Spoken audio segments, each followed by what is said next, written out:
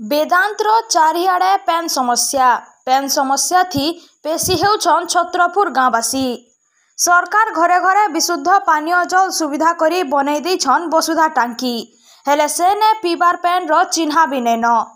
बारंबार पंचायत ठानु ब्लॉक प्रशासन रो द्वारस्थ होइथिले भी खाली प्रतिश्रुति उपरे प्रतिश्रुति आर किछि काम नहीं। वसुधा योजना ने पेन आबा कही केते खुश होइथिले गाँवासी, हेले यादे से खुशी मौली पड़ुछे। टांकी बनी करी बने बरस गला हेले वसुधा योजना माध्यम ने लोक को पानी टिके न मिलला। एंता अभियोग आसीछे कलाहांडी जिला लांजीगढ़ ब्लॉक छतरपुर पंचायत मुख्यालय छतरपुर गाँव ने प्राय 60 रु जह परिवार रहुतबार बेलके गाँव ने रहीचे 3टा नलकुआ, हेले से भितरु गुटे मात्र नलकुआ थी भल पानी बाहरुतबार बेले आर 2टा नलकुआर पानी पी नहीं हेबार,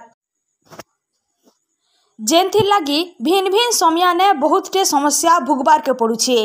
ई गाँ वेदांत कंपनी रो पाखे रहीछे।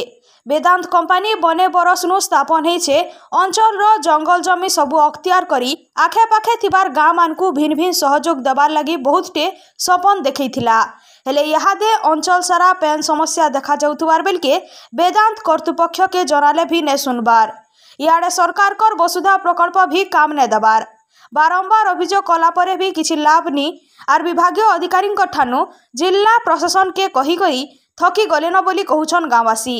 तेबे ई प्रकल्प के कार्यक्रम करी गाँ के विशुद्ध पानी जोगाई देबार लगी गाँवासी दाबी करिछन।